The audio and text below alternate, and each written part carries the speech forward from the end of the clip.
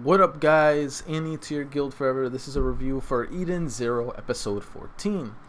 Did one episode because, again, if you guys want multiple episodes of Eden Zero at once, this video has to get at least 10 likes or more, and I promise you we will have more episode counts in Eden Zero. Again, if I can just get at the bare minimum 10 likes or more, and I will add more number counts to Eden Zero's reactions. But overall, I definitely enjoyed this episode because finally we got to meet a hermit. Her voice is roughly what I would imagine, so I definitely enjoyed it. Girl absolutely loathes, and I mean, whew, she despises humans. I don't know what exactly happened to her that made her act this way. Maybe it's the loss of Ziggy, Shiki's grandpa, or maybe it was some kind of event that happened in her life, whether it was after or before Shiki, that really drove her to this mentality of completely despising humans. I'm not entirely sure. But either way, I can't wait to peel the layers of her character the more we get into this, the more episodes we get into the series. And Eden Zero is just a blast no matter what. Like, every episode is always better than the previous one, in my personal opinion. Homura was suspected to be a traitor, but it turns out she wasn't. It was just some other piece of shit trying to disguise themselves as her, even though they didn't do a good job, in my honest opinion. Other than that, she came through in the clutch, saving Shiki as well as everyone else behind him.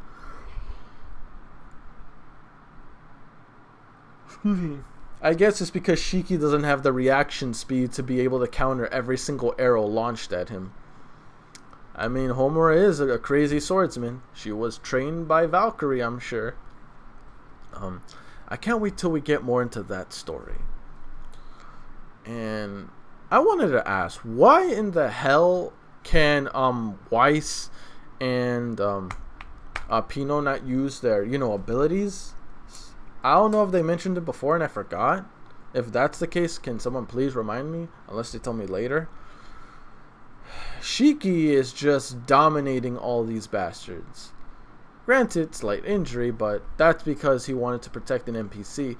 And it really shows, like, through his character. Even Hermit is starting to see his true personality more and more on how much he values not just the life of humans, but the life of anything else that shows life. Whether it's data, robot, cyborg, android, whatever. To him, anything that can walk, talk, has some sense of heart or soul in them.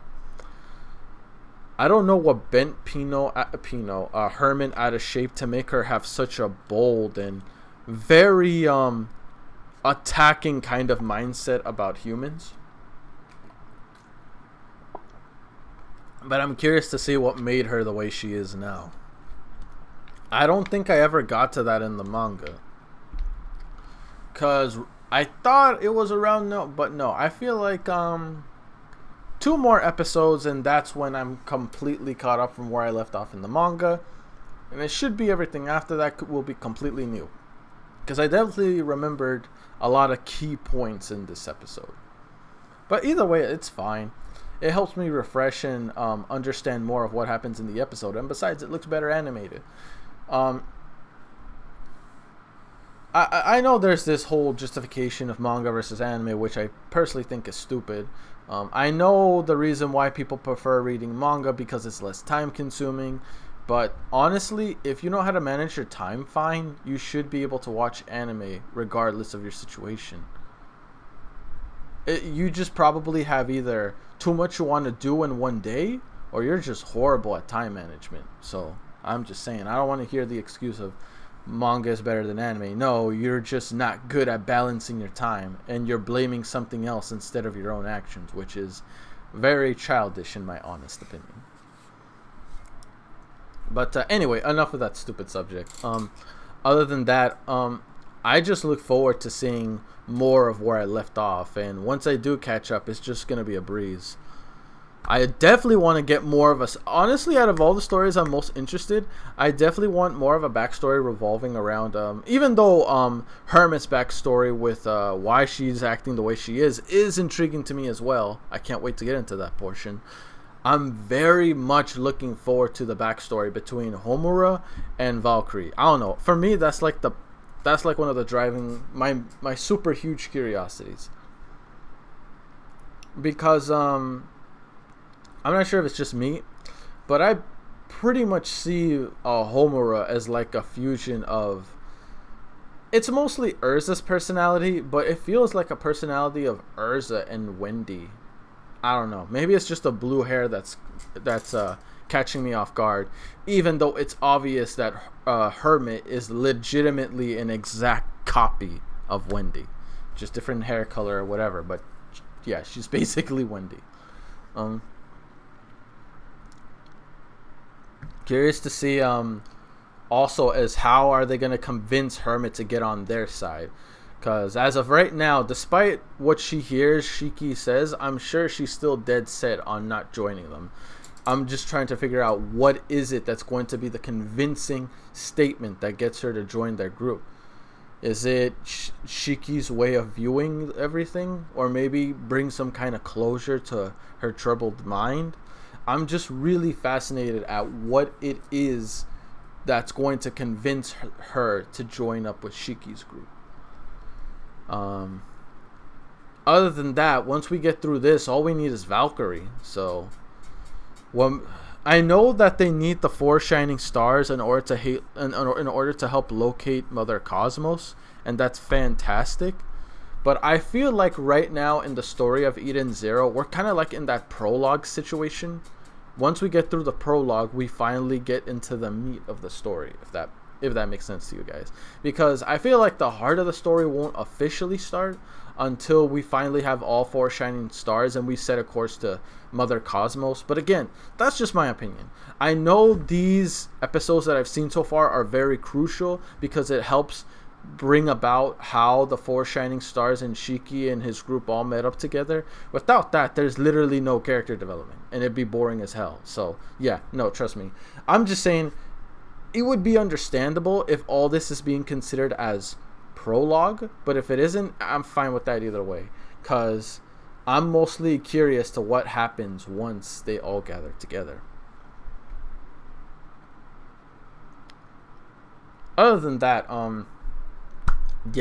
Jammy Love, crazy sick bastard. I'm just curious to see how this Draken Joe character is, since apparently he's the leader of the Reactor Sanctuary. Oh man, dude. If he's anything like Cobra, or what was that other guy? He was like a guy with white hair. Zero. I think it was Zero from Fairy Tail. I wonder who Draken Joe is mostly like. Cobra from Fairy Tail or Zero from Fairy Tail. I'm just curious on which one best suits his personality. But from what I see, he looks more like Cobra. But either way, regardless of how he is, I'm looking forward to his character. I wonder, like in the anime of Fairy Tail, he's going to convert. Because if you guys remember, the Reactor Sanctuary was a big threat to Fairy Tail early on in the series, until later it kind of converted into a more positive guild.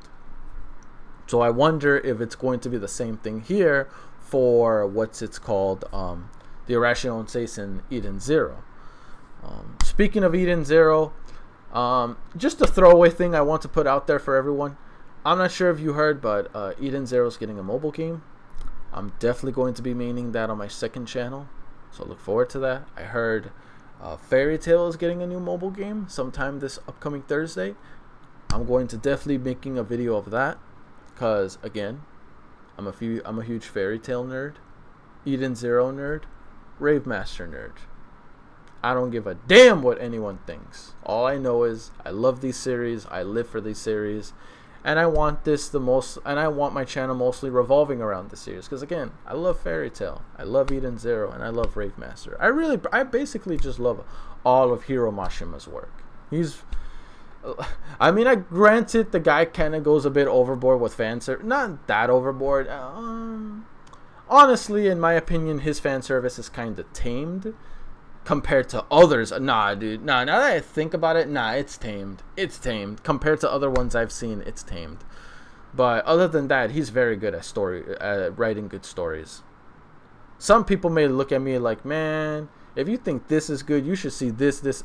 I don't give a damn what you think, okay? To me, his stories are probably one of my favorites out there. You can kiss my derriere if you disagree otherwise. But anyway, guys, that's it for this one. See you guys in the next reaction. Peace. I'm out.